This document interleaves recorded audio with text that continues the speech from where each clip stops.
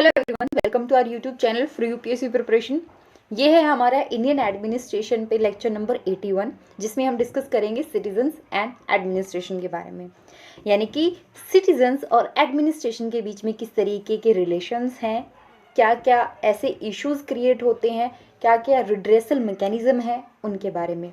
तो अगर अभी तक आपने चैनल को सब्सक्राइब नहीं किया है, please subscribe the channel, like the video and कोई सजेशन है, कोई डाउट है, देन कमेंट सेक्शन है, आप हमें बता सकते हैं।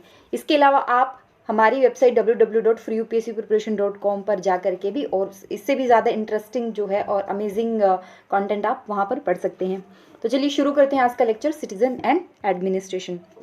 वैसे ये टॉपिक आप पेपर 1 अकाउंटेबिलिटी एंड कंट्रोल में भी पढ़ते हैं, तो यहाँ पर ज़्यादा डिटेल में इसीलिए डिस्कस नहीं किया गया है क्योंकि ये टॉपिक आप ऑलरेडी काफ़ी सारे ऐसे एस्पेक्ट है जो आप ऑलरेडी अकाउंटेबिलिटी एंड कंट्रोल में पढ़ चुके हैं, राइट। तो हम एक बार रिवीजन कर लेते हैं। Citizen and administration. देखिए, एडमिनिस्ट्रेशन का रोल क्या होता है? Policy implementation. पॉलिसी बनाता कौन है? पॉलिटिकल, आपके जो पॉलिटिकल सिस्टम होता है वो। लेकिन वो पॉलिसी बनते किसके लिए हैं? सिटीजन्स के लिए। तो जो सिटीजन्स और एडमिनिस्ट्रेशन होते हैं, these are interconnected and interdependent. कैसे? The job of public administration is to protect and provide services to the citizen and they receive their salaries and funds from the taxes the citizens pay. जो citizens हैं वो basically taxes पे करते हैं, administration बदले में उनको service provide कराता है, राइट। तो ये दोनों जो है इंटरकनेक्टेड है और इंटरडिपेंडेंट है। और स्पेशली जब से वेलफेयर स्टेट का कॉन्सेप्ट आया है तब से सिटीजन एंड एडमिनिस्ट्रेशन की जो रिलेशनशिप है ये और भी ज़्यादा लाइमलाइट एंड स्पॉटलाइट में आ चुकी है। There is generally hostility between the two. अगर आपको जनरली इंडिया में खास करके बोला जाए कि आपको किसी गवर्नमेंट ऑफिस में जा करके कोई काम करवाना है तो एक नेगेटिव सी फीलिंग आती है मन में। क्यों? क्योंकि हमें भी पता है कि सरकारी ऑफिस है जल्दी से काम करके नहीं देते, राइट। अगर अनलेस आपका कोई जान पहचान वाला ना हो। नेक्स्ट टॉपिक हमारा उसी पे ही है, करप्शन पे, राइट। तो ये जो इशू है, ये जो म्यूचुअल हॉस्टिलिटी वाली फीलिंग है, ये क्यों आ रही है?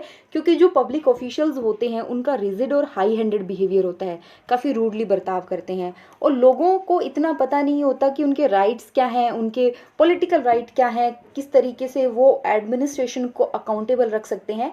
तो ये जो चीज़ें हैं इसकी वजह से हॉस्टिलिटी क्रिएट होती है बिटवीन सिटीजन्स एंड एडमिनिस्ट्रेशन।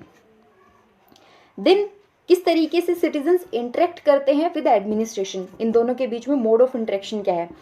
तो सबसे पहले गवर्नेंस का मतलब क्या है आज के दिन? Governance is all about efficient and effective provision of goods and services.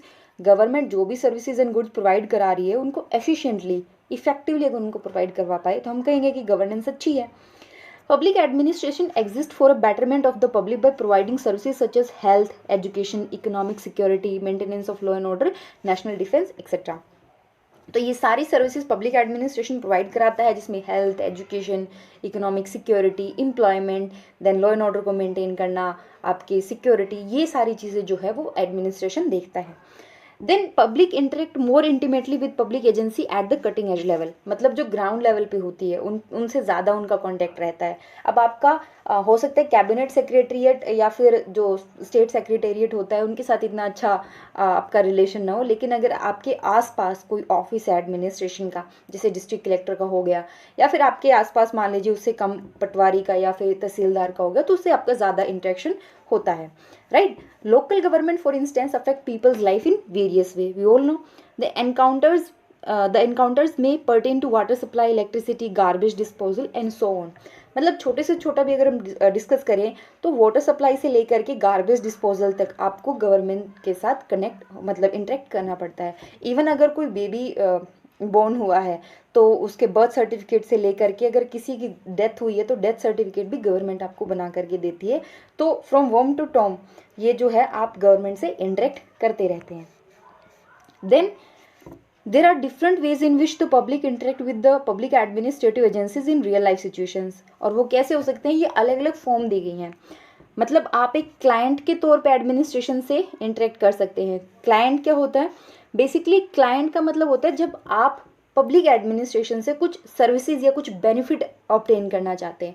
जैसे आप एक गवर्नमेंट हॉस्पिटल में गए, वहाँ पर आपने अपना चेकअप करवाया, ठीक है, ये होता है एज ए क्लाइंट, राइट। दूसरा रेगुलेट्स। रेगुलेट्स क्या होता है? जैसे रेगुलेटरी का काम कौन करता है? एडमिनिस्ट्रेशन करता है। लॉ एंड ऑर्डर को मेंटेन करना, इनकम टैक्स ऑफिसर हो गया, लाइसेंसिंग अथॉरिटीज़ हो गया, ये क्या है? पब्लिक एडमिनिस्ट्रेशन यहाँ पर रेगुलेटरी की तरह काम कर रही है, ये रेगुलेट की तरह काम कर रही है।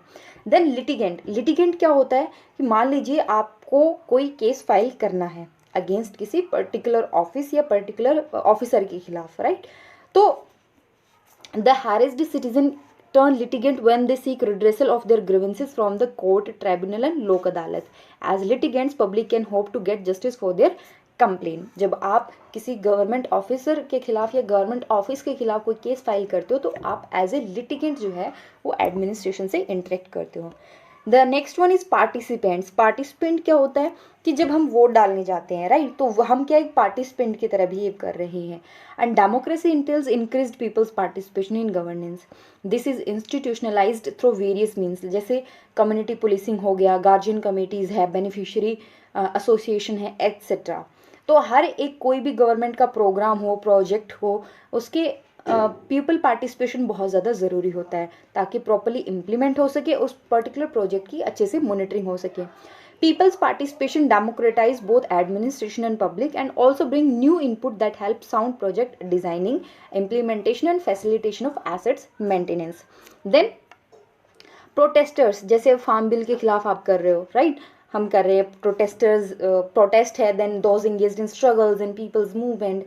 बट ये जो आपको समझना पड़ेगा कि आपकी जो पब्लिक एडमिनिस्ट्रेशन है that interact with the people, यहाँ पर लोग क्या हैं, वो प्रोटेस्टर्स हैं, राइट, वो कुछ पब्लिक पॉलिसी इश्यूज़ पे प्रोटेस्ट करते हैं and they critically oppose the injustice in government policy and action. जैसे नर्मदा डैम एनवायरमेंटल इशू पे हुआ था, राइट, और उत्तर प्रदेश के फॉरेस्ट को लेकर के हुआ था, मतलब उस टाइम ये उत्तर प्रदेश का पार्ट था और अभी इसको उत्तराखंड कर दिया गया है, right. And symbolise articulation of genuine grievances and demand and not just questioning of grievances fault in public policies. Just आपको ये नहीं है कि अच्छा इसके अंदर ये पर्टिकुलर पॉलिसी के अंदर ये इशू है तो हमने सिर्फ डिस्कस कर लिया या सवाल जवाब हो गए, नहीं, अब क्या करना है, एज अ प्रोटेस्टर आपको जस्टिस भी चाहिए। तो ये क्या है, पब्लिक और एडमिनिस्ट्रेशन के बीच में इंटरेक्शन के कुछ मोड थे। Then there are certain channel of redressal for grieving citizens. आपको अगर शिकायत है एडमिनिस्ट्रेशन से तो आप कैसे उस शिकायत का निवारण करेंगे, रिड्रेसल कैसे होगा? तो सबसे इंपॉर्टेंट चीज़ पार्लियामेंट या लेजिस्लेचर के थ्रू, ये चीज़ हम पढ़ चुके हैं under the legislative control and accountability topic paper 1 accountability and control में देखिएगा। देन जुडिशियल रेमेडीज, जुडिशरी या judicial control over the administration पढ़ चुके हैं। इसमें एक नया कॉन्सेप्ट ऐड होता है, वो है PIL का, पब्लिक इंटरेस्ट लिटिगेशन का। यानी कि किसी पर्टिकुलर पर्सन के साथ कोई अन्याय हुआ तो ज़रूरी नहीं है कि वही जा करके केस फाइल करे, उसके बिहाफ पे कोई ग्रुप या कोई NGO या कोई दूसरा पर्सन भी PIL फाइल कर सकता है। देन एडमिनिस्ट्रेटिव ट्राइब्यूनल्स होते हैं, special courts appointed by the government. Administrative tribunal का जो पूरा कॉन्सेप्ट है वो पेपर 1 सिक्स्थ टॉपिक आपका एडमिनिस्ट्रेटिव लॉ, उसके अंदर अलग से बताया जाता है एडमिनिस्ट्रेटिव ट्राइब्यूनल। तो वो आप अच्छे से देख लीजिएगा किस तरीके से वो सिटीजन्स और उनकी जो ग्रीवेंसेस या शिकायत होती है उनमें हेल्प करता है, उनको सॉर्ट आउट कराने में। देन लोक अदालत आता है आपका। लोक अदालत जो है वो सेटअप की गई थी to deal with the ordinary grievances of citizens against the administration. जैसे मान लीजिए कोई पेंशन का इशू हो गया या कोई वाटर सप्लाई को लेकर के इशू हो गया, टेलीफोन कनेक्शन नहीं लग रहा, कंपनसेशन नहीं मिल रहा, तो ये क्या है, फिर यहाँ पर इन ऐसे इश्यूज से डील करने के लिए लोक अदालत बनाई गई थी। और मान लीजिए कि आप लोक अदालत के फैसले से खुश नहीं हैं तो आप कोर्ट में भी अपना केस फाइल कर सकते हैं। और लेटेस्ट जो मैकेनिज्म डेवलप किया गया था वो है लोकपाल एंड लोकायुक्ता। इसके लिए स्पेशल एक्ट बनाया गया, राइट। और इनके ऊपर क्या है, एक तरीके से ऑम्बड्समैन सिस्टम होते हैं, ये इंश्योर करते हैं कि किसी भी प्रकार से सिविल सर्वेंट लोगों के मन में सिविल सर्वेंट्स के खिलाफ कोई ग्रीवेंसेस न हो, वो अच्छे से सर्विसेज उनको प्रोवाइड करा सकें। Then this is all about the citizen and administration. ये कंसाइज इसीलिए था क्योंकि अलग अलग टॉपिक हम पहले भी पढ़ चुके हैं, तो आप उन टॉपिक को रेफर कर लीजिएगा, राइट। और इसी तरीके से पेपर 1 और पेपर 2 को आप रिलेट करके पढ़ सकते हैं। नेक्स्ट टॉपिक में हम बात करेंगे करप्शन इन इंडिया के बारे में, जो बहुत अमेजिंग होने वाला है लेक्चर, तो ज़रूर देखिएगा।